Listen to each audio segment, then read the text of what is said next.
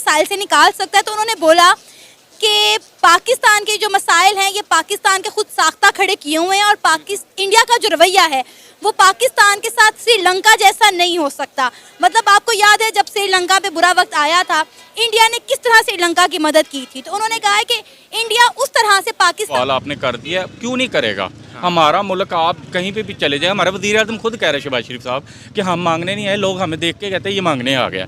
अगर इंडिया भी हमें इमदाद कर देगा इसमें कोई बुरी बात नहीं, हमने तो है ही लेने के लिए मशहूर, इसमें कोई मसला नहीं, हमने ले लेनी है और लेके उन्होंने उससे सियासत चमकानी है।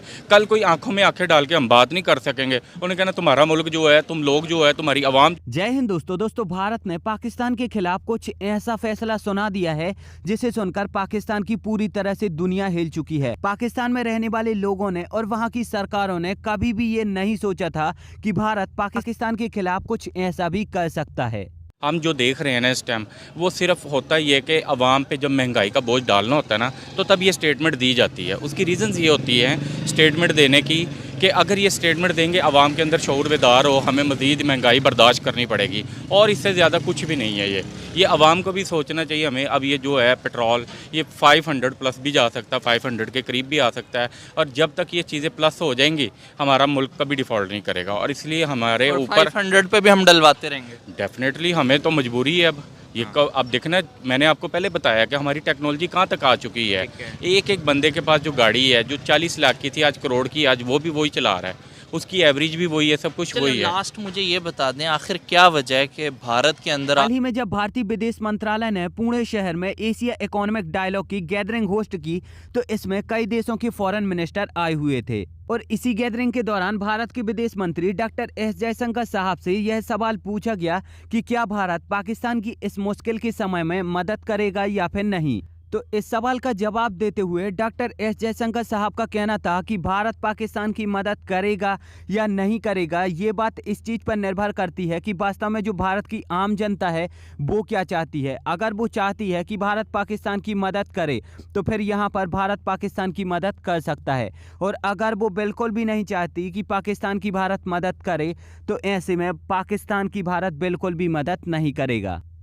एक और बयान जो कि डॉक्टर एस जयशंकर साहब ने पाकिस्तान को लेकर दिया था, और वो ये था कि पाकिस्तान जैसे देश कभी भी तरक्की नहीं कर सकती, और आज पाकिस्तान जिस परिस्थिति में पहुंच चुका है उसका कारण ये है कि पाकिस्तान ने अपने पैतृक बिजनेस यानी कि आतंकवाद को हमेशा से ही जाति, धर्म और इंसानियत से ऊपर रखा, और पाकिस्तान के इन्हीं कर्मों की वजह से आज पाकिस्तान को ऐसा दिन देखना पड़ रहा है कि पाकिस्तान की जो आर्मी है उनके पास 2 वक्त का खाना भी नहीं बचा।